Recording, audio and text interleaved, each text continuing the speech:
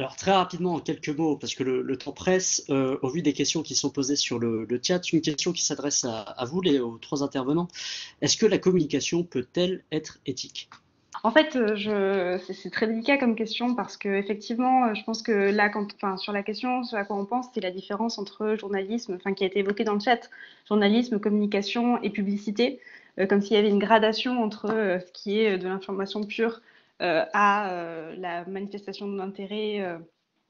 Et bon, euh, enfin, c'est-à-dire que oui, enfin, c'est délicat parce que effectivement, je pense que la communication, c'est-à-dire qu'en fait, il y a toujours un intérêt quelque part qui est mobilisé, et ce qui me permet un peu de répondre à la question qui a été posée plus haut sur la question de la levée de fonds.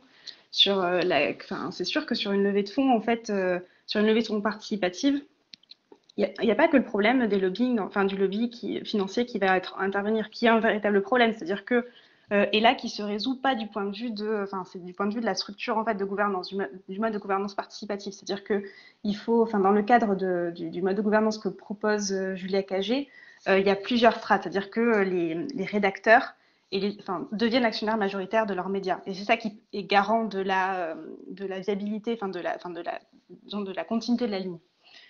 Mais il y a un autre problème qui est que bah, tous les influenceurs qu'on va mobiliser, toutes les personnes influentes qui vont participer à la visibilité de la campagne, en fait, en soi, elles ont elles-mêmes un intérêt privé. Elles ont elles-mêmes un intérêt à vouloir s'engager là-dedans. Donc, en fait, en soi, en fait, il y a toujours de l'intérêt, il y a toujours un conflit qui est. Enfin, c'est toujours, en fait, c'est toujours un rapport, enfin, un dialogue qu'on va entretenir entre des acteurs qui sont différents, un rapport de confiance aussi.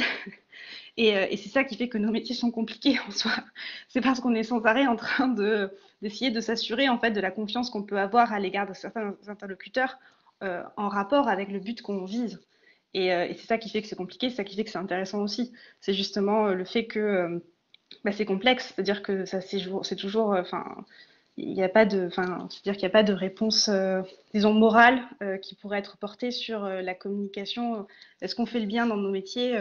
Je pense qu'on porte quand même, enfin, qu'il y a beaucoup de projets qu'on porte, même au niveau des entreprises, qui sont importants à mener, enfin, pas mal de combats qui sont importants à mener, et qu'en fait, actuellement, n'importe quelle mobilisation publique ne peut pas se passer d'une bonne communication. Voilà.